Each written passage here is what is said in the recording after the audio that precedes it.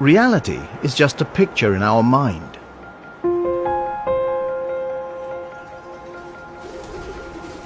Our thoughts and emotions create our lives. Thinking and feeling are our ultimate impulse and incentive.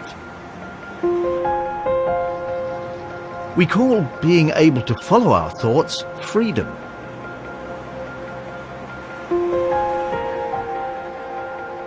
We call following our emotions happiness. But do they really make us free and happy?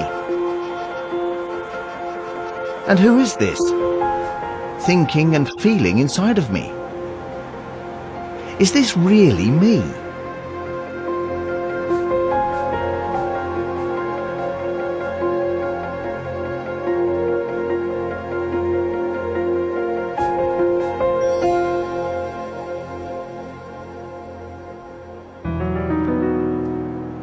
Usually, our mind dictates our life. Our thoughts analyze what to do. Our emotions lead us to what is pleasant and easy, or keep us from what is difficult and dangerous.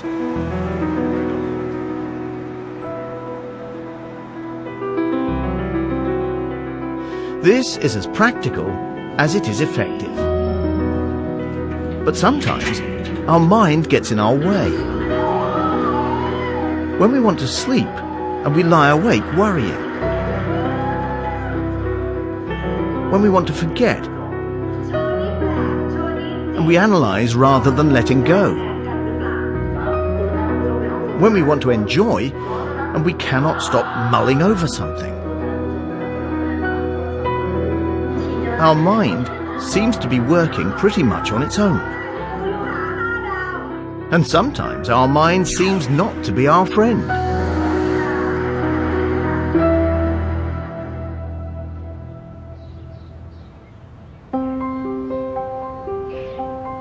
In our daily life, we usually are too busy to realize this. But in meditation, we provide our mind a stage and force it to perform.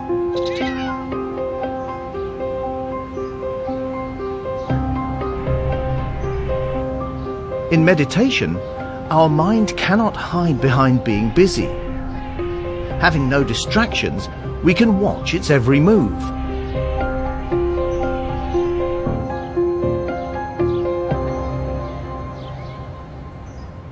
When sitting in meditation, we develop concentration.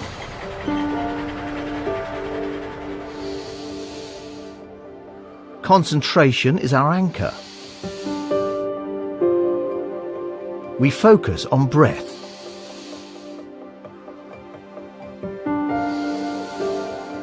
Whenever our mind gets distracted, we can bring it back to this anchor by breathing in, breathing out.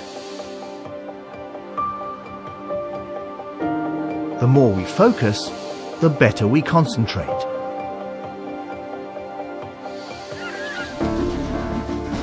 But we also develop mindfulness.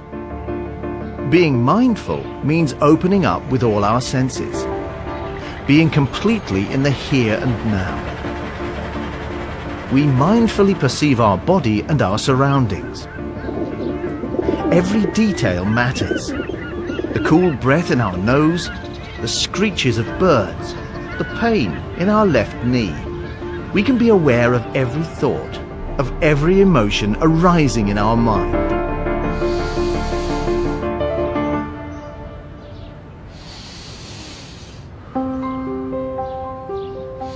Focusing and opening up at the same time seems to be contradictory, but actually it is not. Only sufficient concentration will give us the stability not to be carried away by all these impressions.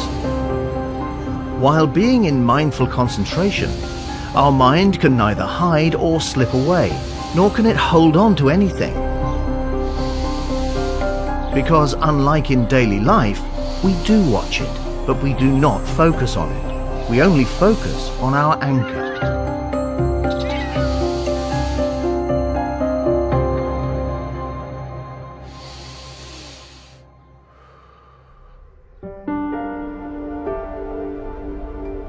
Meditation is like watching our mind perform on stage. Perceptions arise and cease. Thoughts arise and cease. Emotions arise and cease. We're in the middle of everything. We are experiencing so many things clearly. Yet there's no need to get involved. We do not follow anything. We just watch, like in a theatre. We see thoughts and emotions pass. They arise and cease. Not a single one will stay. They are impermanent. This is the first insight we come to realize. Everything is in constant change. The Buddha called this impermanent. Nothing stays the same, even if we want it to.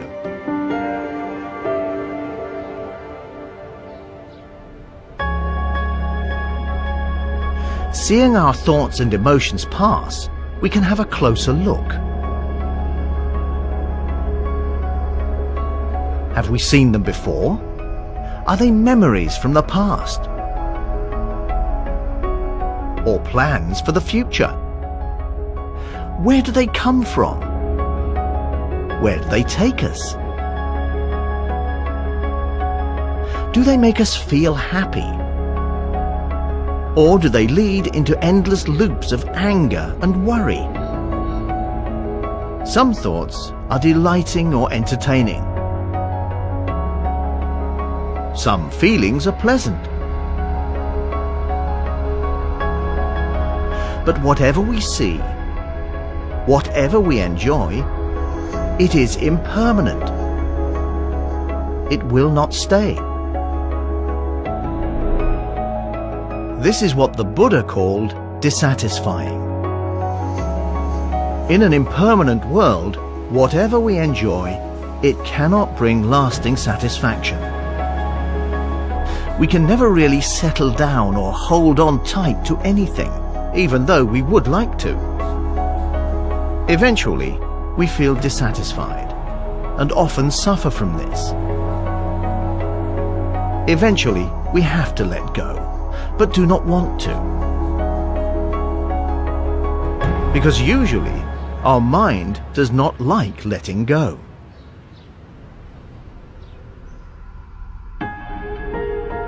When watching long and close enough, we can see what our mind is doing.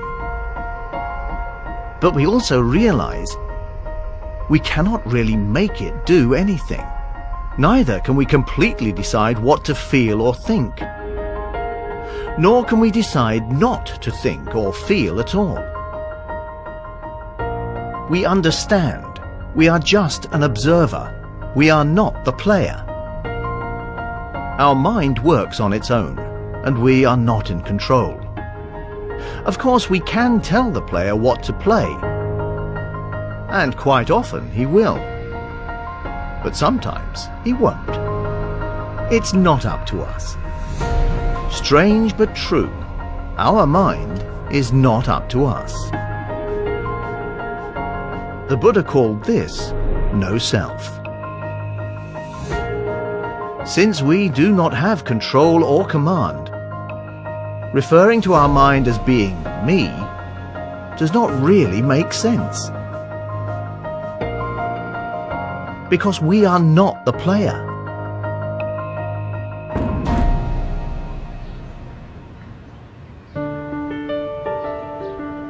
The lack of a self becomes even more evident after some more practice. Sitting in meditation will calm down the mind. The constant flow of thoughts and emotions will slow down. Finally, they will stop. The mind becomes empty. The player stops playing. Nothing is on stage anymore. When there is nothing left to observe, the observer will stop observing and soon disappear too. Then there will be no mind, no me, nothing. Just emptiness. No worries, no happiness, complete emptiness.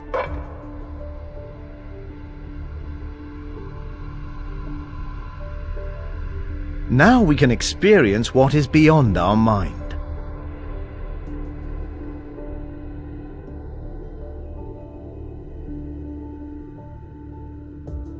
This state of emptiness usually does not last long. But even if it is just a moment, some people say, in this very moment, we will discover our true self.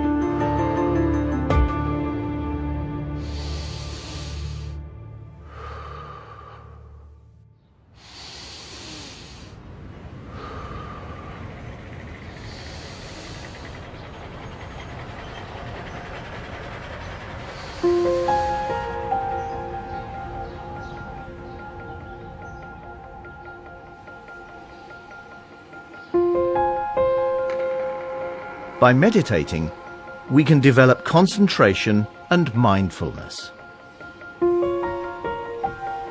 They will help us understand some of the most important teachings of the Buddha. Impermanence, dissatisfaction, and the lack of a controlling self. We can find these properties not only in our mind, but in everything. This is why the Buddha called them the 3 marks of existence.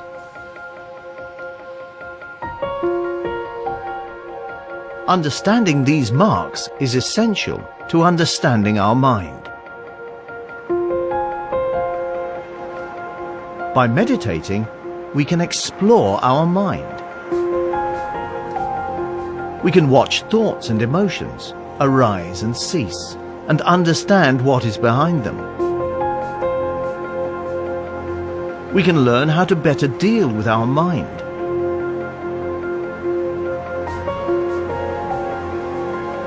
And maybe find our true self beyond it.